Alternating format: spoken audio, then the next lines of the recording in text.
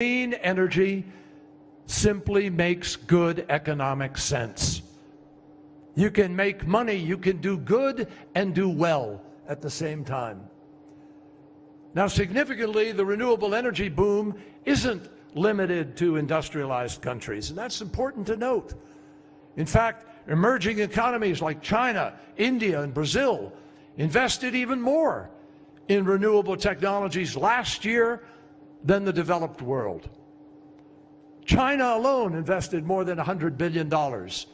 Ultimately, clean energy is expected to be a multi-trillion-dollar market, the largest market the world has ever known. And no nation will do well if it sits on the sidelines, handicapping its new businesses from reaping the benefits of the clean tech explosion.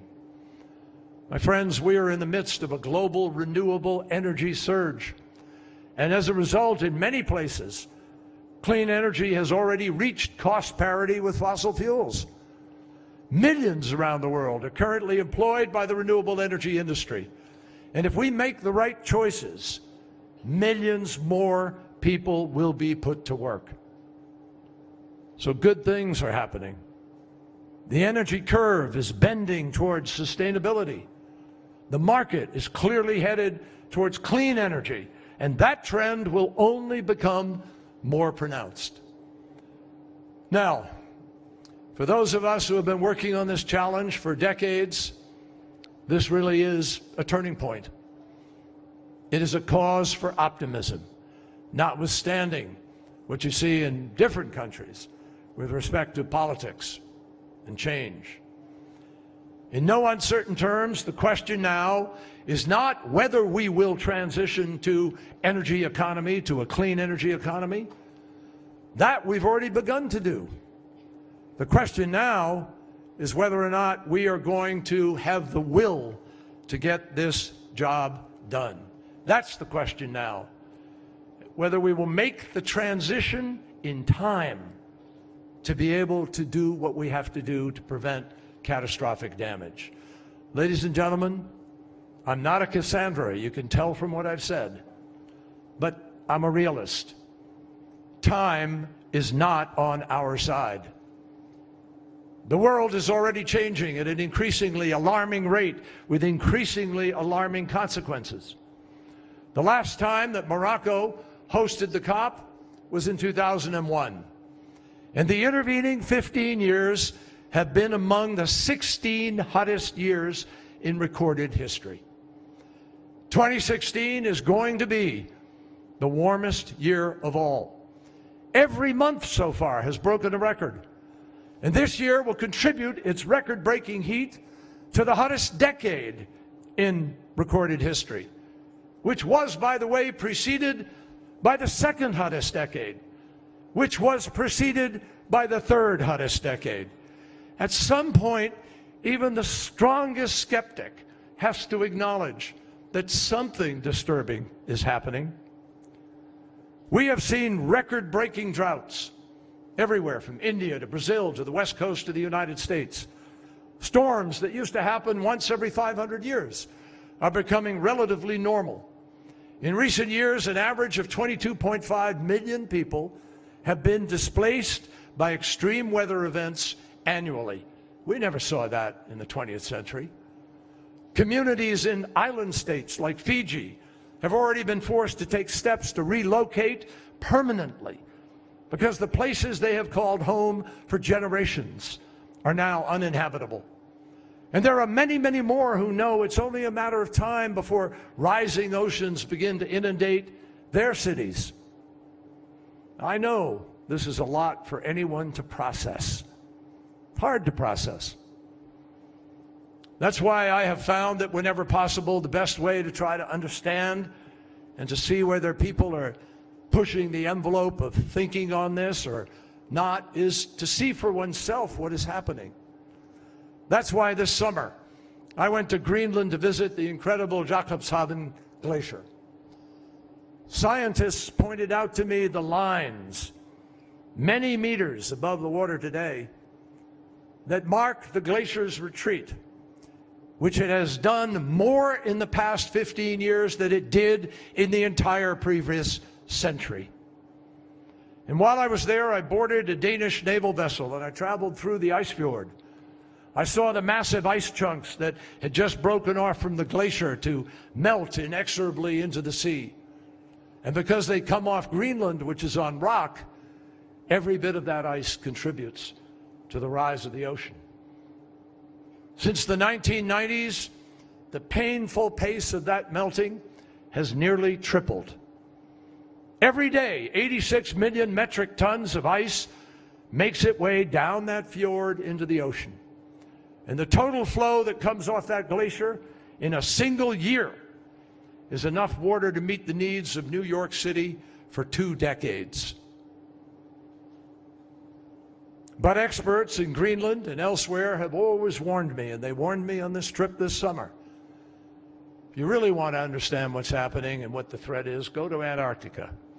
Nowhere on the planet are the stakes as high as they are on the opposite end of the globe.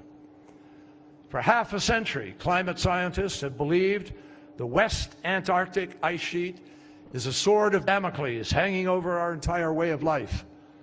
Should it break apart and melt into the sea, it alone could raise global sea levels by 4 to 5 meters. And the scientists down there described to me how the pressure of the ice and the weight of the ice pushes the entire continent down so that it's grounded on the base of Earth's crust and rock. But that allows warmer seawater to creep in under the glacier and speed up the process of the melting and destabilize the glacier. Antarctica contains ice sheets that are in some places on the East Antarctica ice sheet 3 miles deep. And if all that ice were somehow able to melt away completely because we are irresponsible about climate change, in the coming centuries, sea level would rise somewhere over 100 to 200 feet. That's why I flew last week to McMurdo Station in Antarctica, to meet with our scientists and to understand better what is taking place. I flew by helicopter over the West Antarctic ice sheet. I walked out onto the Ross Sea ice shelf, and I talked with the scientists who are on the front lines. Not people involved in day-to-day politics, but people who are making scientific judgment and doing extensive research. And they were crystal clear. The more they learn, the more alarmed they become about the speed with which these changes are happening. A scientist from New Zealand named Gavin Dunbar described what they're seeing there as the, quote, canary in the coal mine, and warned that some thresholds, if we cross them, cannot be reversed. In other words, we can't wait too long to translate the science that we have today into the policies that are necessary to address this challenge. These scientists urged me to remind my own government and governments around the world and everyone here that what we do right now, today, matters. Because if we don't go far enough and if we don't go fast enough, the damage we inflict could take centuries to undo, if it can be undone at all. I underscore today, we don't get a second chance. The consequences of failure would in most cases be irreversible. And if we lose this moment for action, there's no speech decades from now that will put these massive ice sheets back together. There's no magic wand in any capital in the world that you can wave to refill all of the lakes and rivers that will dry up or make arid farmland fertile again. And we certainly won't have the power to hold back rising tides as they encroach on our shores. So we have to get this right, and we have to get it right now. The scientists in Antarctica told me that they are still trying to figure out how quickly this is all happening. But they know for certain that it's happening.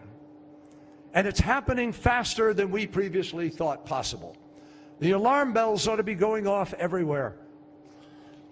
As an American glacial geologist told me down there, a fellow by the name of John Stone, he said the catastrophic period could already be underway. That's why wise public policy demands that we take precautionary measures now. Still, despite the real-life changes that are being done and the threat of more to come, it's important to remind ourselves that we are not on a preordained path to disaster. This is not preordained, not written in the stars. This is about choices, choices that we still have. This is a test of willpower, not capacity. It's within our power to put the planet back on a better track. But doing that requires holding ourselves accountable to the hard truth. It requires holding ourselves accountable to facts, not opinion, to science, not theories that haven't been proven and can't be proven, and certainly not to political bromides and slogans. For all the progress that we are making at the current pace, we will not meet our goal. I said that earlier. We knew in Paris that what we were doing was trying to start down a road, but we also knew it doesn't get us to the end of the journey. Yes, renewables make up more than half of all the new electricity installation last year. That's progress. But the reality is, because of the existing energy infrastructure already in place, that new energy only generated a little more than 10% of the world's total energy. That is nowhere near what we need in order to achieve our goals. If we're going to have the ability to stave off the worst impacts of climate change, we have to dramatically accelerate the transition that is already starting. We need to get to a point where clean sources are generating most of the world's energy, and we need to get there fast. Certainly, experts tell us by the middle of this century, we have to get there. Now, I've said many times, and I'll say it again today, it is not going to be governments alone, or even principally, that solve the climate challenge.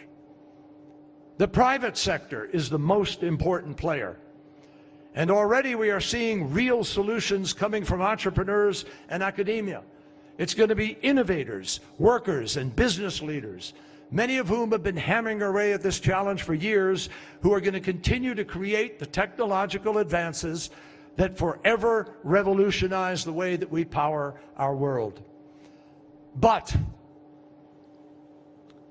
make no mistake, government leadership is absolutely essential.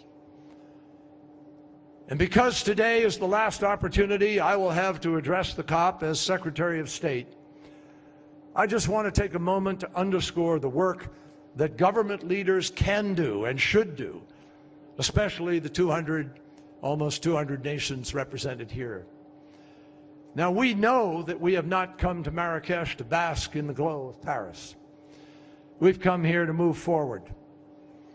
In doing so, we cannot forget that the contributions we've each made thus far were never meant to be the ceiling. They're a foundation on which we expect to build. And unless our nations voluntarily ratchet up our ambition, and unless we continue to put sustained pressure on one another to act wisely, we will have difficulty meeting the current mitigation needs, let alone holding temperature increases at 2 degrees warming, which science tells us is a tipping point. And if we fall short, it will be the single greatest instance in modern history of a generation in a time of crisis abdicating responsibility for the future. And it won't just be a policy failure. Because of the nature of this challenge, it will be a moral failure, a betrayal of devastating consequence. Now, I know that's not what any of us here signed up for.